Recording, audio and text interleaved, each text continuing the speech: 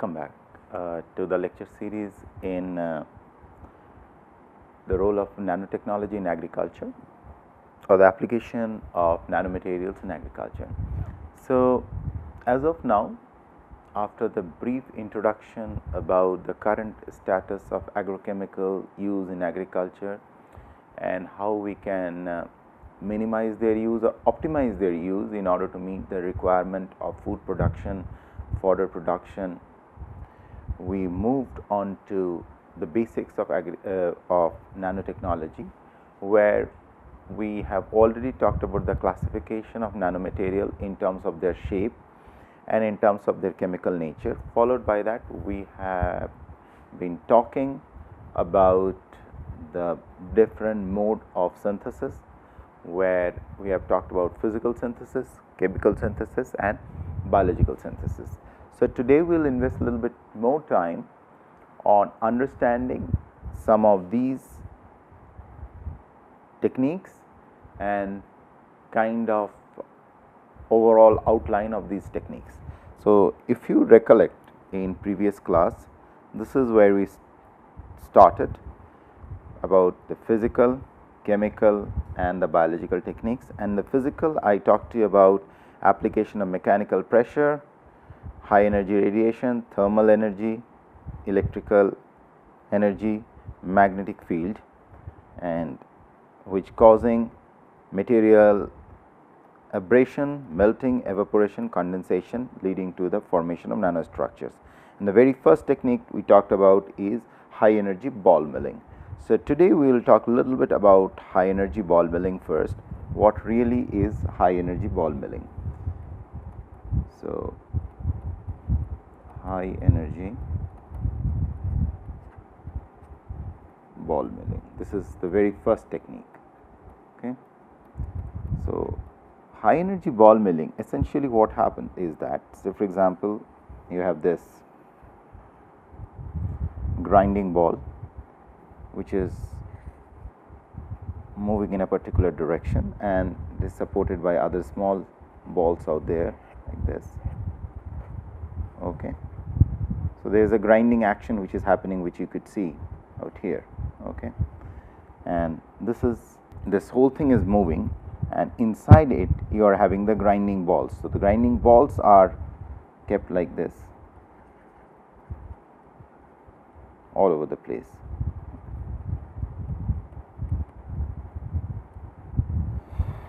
So, this is the ball mill jar.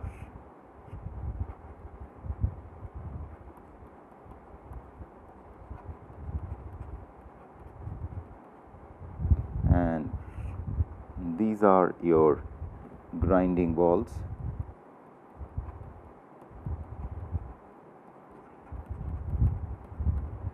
And the material what has to be grinded now is being put here. These are the material which has to be grinded. Okay. So, basically it is a high energy ball milling system which has been represented out here, and now what we will be showing is the schematic representation of nanoparticle synthesis using high energy ball milling method with and without surfactants. So, this is the basic outline, and these are the particles which are the milling material. Okay. Now, when you are using surfactants or without surfactants, so the properties could be either these could be cationic material,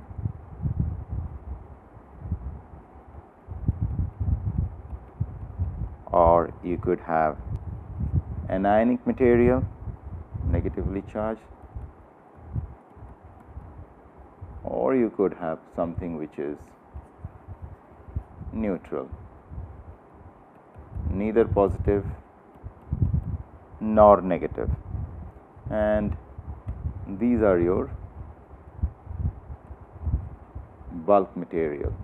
So, it could be anything, it could be even your nitrogen, phosphorus, big chunk of nitrogen salt, phosphorus salt, everything. Now here you are doing a mechanical grinding.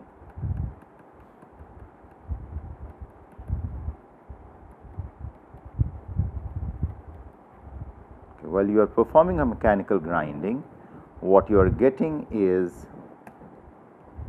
a smaller part of the cationic particles which are positively charged,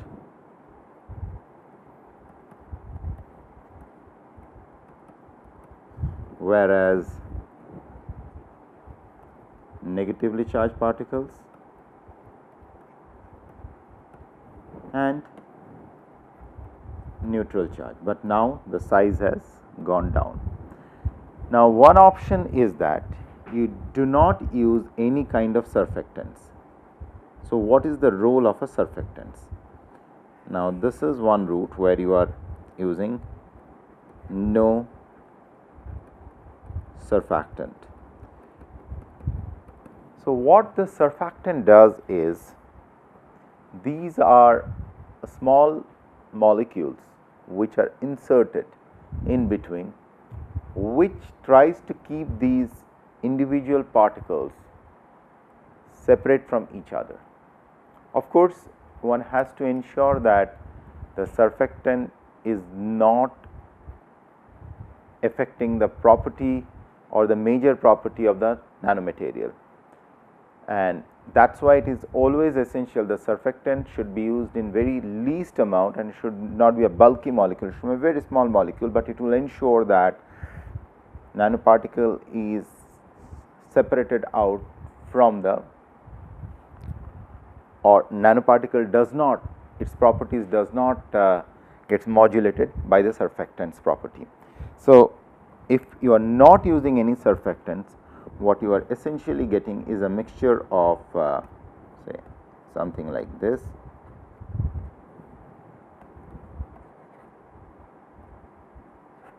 just in a smaller dimension, and you have these negative anionic particles, something like this. This is what is the outcome. Now if you are using a surfactants, this is with surfactant. With surfactant, the story changes. You could have anionic surfactants when you are using an anionic. So I will just switch to the next page, that way we will get more space to explain the drawing. So if you are using an anionic surfactants, something like this. So the anionic surfactant will attract the cation. So you have the cationic particles like this, this. So you have the anionic surfactants like this.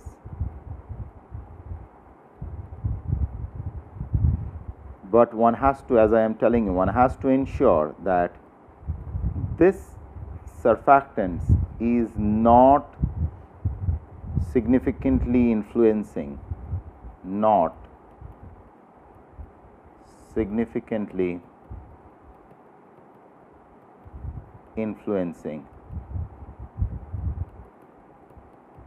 the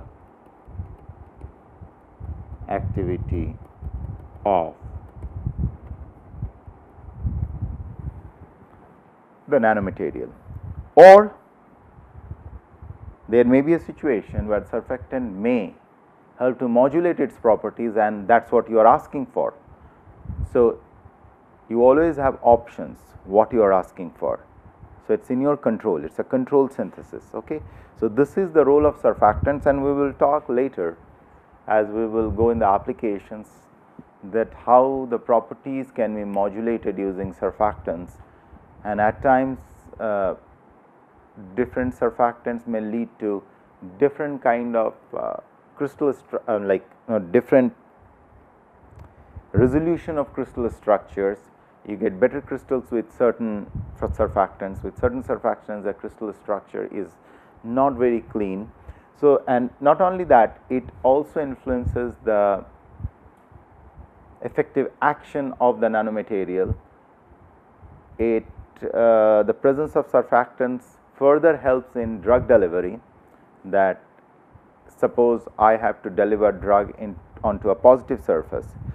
So, that situation, these kind of delivery mode of surfactants may come out very handy, because the negatively charged cover will attract towards positively charged, and it may get a way to enter inside that particular delivery zone. So, the next, say for example, I do the reverse, where we are having cationic surfactants.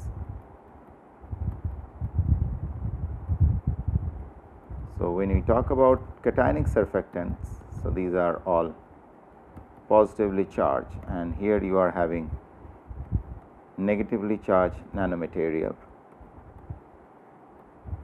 and on top of that you are having this positively charged cationic surfactants.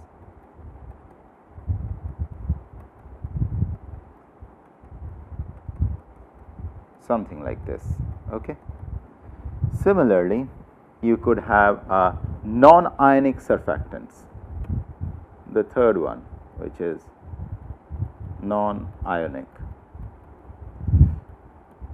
So, non-ionic surfactants are interesting.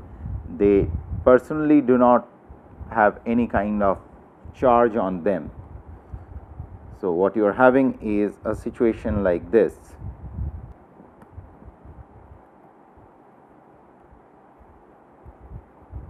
You have positively charged particles, you have neutral particles like this sitting out there, and now you are having this surfactants, which I am representing as in pink, something like this.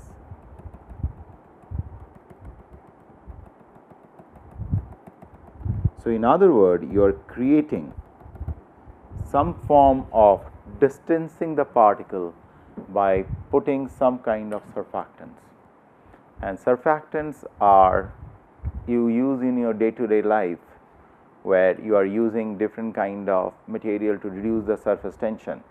If you see soap, that's where you use the surfactants. Soap which should soak the clothes properly. So, when you mix soap in water, you are essentially helping it to cover the cloth very clearly, so that it could remove all the dirt from it. Okay. So, these are some of the very simple examples where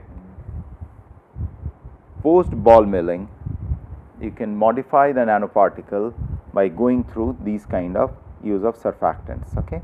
So, this is what is called as your ball milling technique, high energy ball milling techniques, where surfactant molecule absorbed on the surface of the generated particle and help in lowering their surface energy by creating an organic layer on them, thus preventing them from aggregation. So, what are the roles of surfactants is this: prevent aggregation,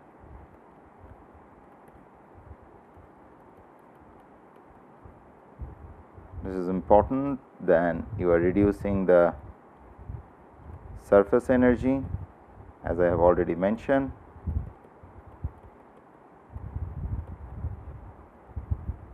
Further, it leads to the production of nanomaterial with smaller size range and with desired surface properties, size range. Okay. So, as we will walk through the course, you will see there are different places where surfactants have been used, and this is the basic of using surfactants. Okay. Now, the next technique what we will be talking about is inert gas condensation. So, inert gas condensation is one of the most primitive method of nanoparticle synthesis that employs, this is called, which employs inert gases, inert gas condensation. So, inert gas condensation is one of the primitive methods for nanomaterial synthesis that employs inert gas like helium or argon or liquid nitrogen, cooled substrate holder for the preparation of nanomaterial. The evaporated material are transported with inert gas and condensed onto a substrate attached to the liquid nitrogen. And basically these kind of methods are used for synthesis of different kind of nanomaterials. Okay. So, essentially this is one of the very old techniques where inert gas carriers are being used for synthesis of nanomaterial. It is something like this. Say for example, you have a substrate out here.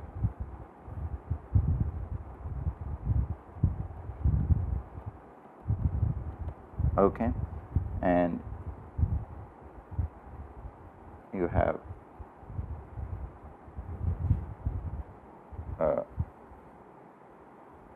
here is a chamber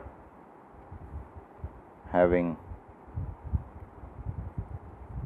argon which is being purged into this chamber, and you have say iron, silver, silicon likewise, and there is around approximately 10 to the power minus 1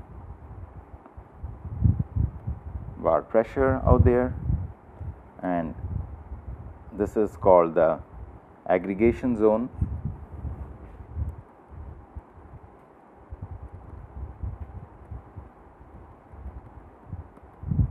Okay, and then you have this aperture here.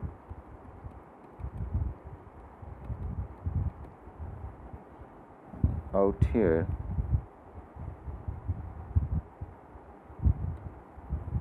now C is your deposition section, that is out here.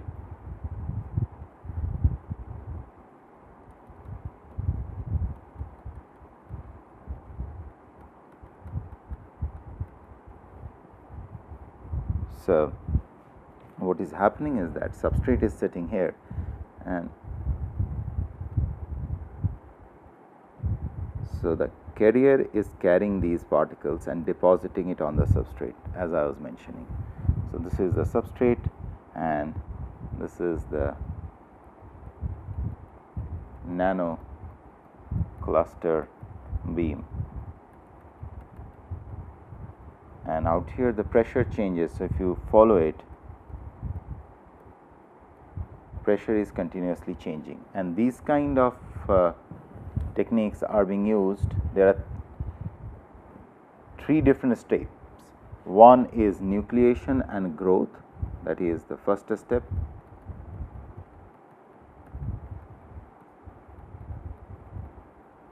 Followed by cluster collation,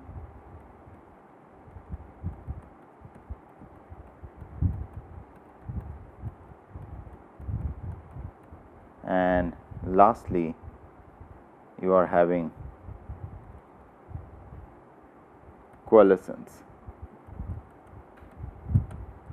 So, these are the 3 steps where inert gas condensation is being used, so to synthesize different kind of nanoparticles. So, if you look at these kind of techniques, by this time you must be realizing, as I was mentioning in the previous lecture, that much of these techniques are requiring pretty sophisticated tools and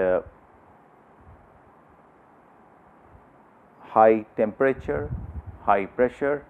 In other words, these are all high energy intensive procedures which are followed, but in the beginning these are the major techniques.